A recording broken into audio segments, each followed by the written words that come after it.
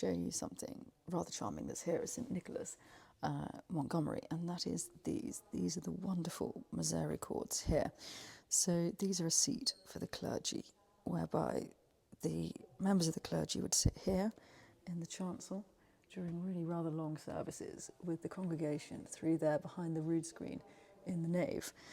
Now, these also feature graffiti and initials and the like from centuries gone, no doubt, from schoolboys or school children and the like who've carved their initials in there. But these seats, the earlier centuries, so in the sort of 12th century, 13th century, would be slightly simpler design. These are likely 15th century, and locally the legend always goes that they come from Cherbury Priory after the dissolution. Now, this image is a little bit more profane, as you can see, because he's flashing his tradesmen's.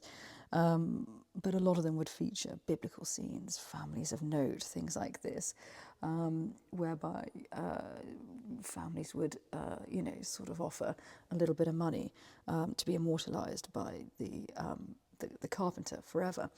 Good examples of these are these poppy heads here, which is French from the poupée for puppet for doll, and these are well worn by hands, so they look rather 19th century, but in fact are much older.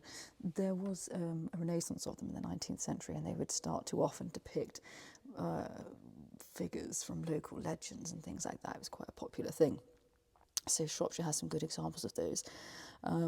But these wonderful seats here, which were fixed with a hinge mechanism, in some cases it would snap shut. So if the clergy sort of nodded off, the seat would slam shut and cause rather a lot of embarrassment.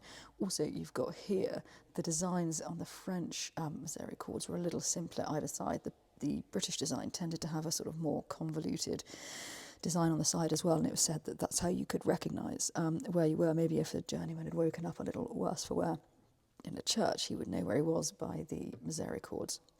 So another thing I want to show you is, as I get up here, is the priest's door, usually on the south side of the church, and that is where the priest would enter through a smaller door and come straight into the chancel, as opposed to being over there in the nave with the layman.